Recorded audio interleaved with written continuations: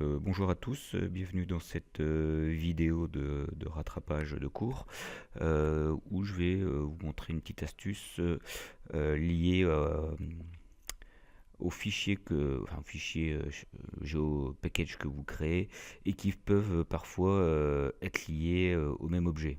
Alors je m'explique. Ici donc on est sur le Pinchonval, j'ai trois fichiers GeoPackage, arbuste 1, arbuste 2, arbuste 3 qui sont liés à la même unité, donc à des arbustes.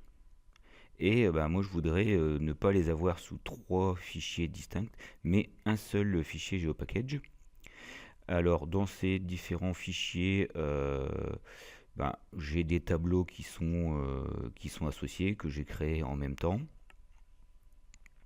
Donc l'arbuste 1, j'ai le groupe qui a fait le relevé, le nom de l'élève. Pareil pour l'arbuste 2. L'arbuste 3, il n'a pas été renseigné. Et donc, je voudrais voir un petit peu ce qui va se passer pour ces différents tableaux que j'ai renseignés quand je vais fusionner ces deux GeoPackages en un seul. Alors, vous allez voir que c'est pas très compliqué. Donc, on va dans Vecteur, dans Outils de gestion de données, et je voudrais fusionner des couches vectorielles. Donc ici, mes arbustes. Donc, je sélectionne. Alors j'ai l'option, j'ai le menu qui apparaît. Donc couche en entrée, c'est les couches que je voudrais fusionner. Pour l'instant, j'en ai aucune, donc je vais les sélectionner. De base, il me propose tout ce qui est ouvert. Donc je vais sélectionner tout. Et donc si dans votre fichier, vous ne voulez pas tout fusionner, vous sélectionnez seulement celle que vous voulez fusionner. Je valide. J'indique la projection, histoire d'être sûr. Je vais ici indiquer où est-ce que je veux enregistrer la chose, au cas où, sinon il veut me le créer en fichier temporaire en mémoire, et donc si j'ai un problème, je suis carotté si j'ai pas sauvegardé. Donc je vais l'enregistrer, donc enregistrer dans un fichier GeoPackage, ça sera pas mal. Je vais le mettre, hop, avec mon fichier. Donc ici, je vais l'appeler fusion, ou arbuste fusion comme ça. Je sais de quoi ça parle. Enregistrer.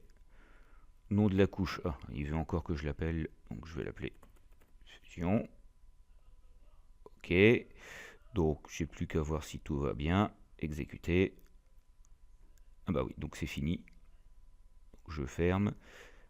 J'ai un nouveau dossier, un nouveau fichier ici fusionné que je vois pas, mais si je décoche les arbustes, j'ai trois zones de la même couleur du fichier fusionné. Et je vais voir un petit peu ce qui s'est passé au niveau de mon tableau. Ouvre la table. Et là, je me rends compte que il a bien fusionné aussi les tableaux, fichier groupe, fichier élève. Il a bien remis les valeurs qui étaient dans mes deux premiers arbustes. Troisième, il n'avait rien, donc il n'a rien mis. Et si vous regardez bien, il a créé de lui-même une colonne où il a mis en fait le fichier d'origine. Bon, c'est utile, c'est pas utile, c'est à voir. Et ici, pareil, il a mis où était le fichier d'origine. Donc, au cas où vous perdez les fichiers, normalement, il y a moyen de les retrouver grâce à ça. Alors, ça peut être super pratique quand on échange, super pratique quand sur le terrain on crée à des endroits, à des moments différents, les fichiers. Comme ça, après, pour le retour sur ordinateur, on les crée au fur et à mesure de nos valeurs, et après, on fait le mix comme on veut. Alors, j'ai juste deux remarques à faire.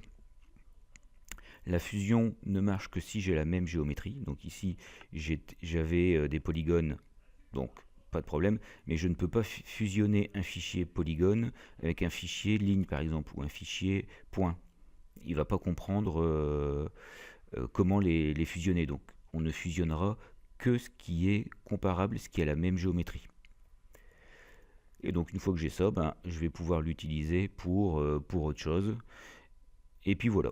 Donc voilà ce que je voulais vous montrer dans cette vidéo. J'espère que ça vous sera utile prochainement. Et je vous souhaite bon courage pour la suite.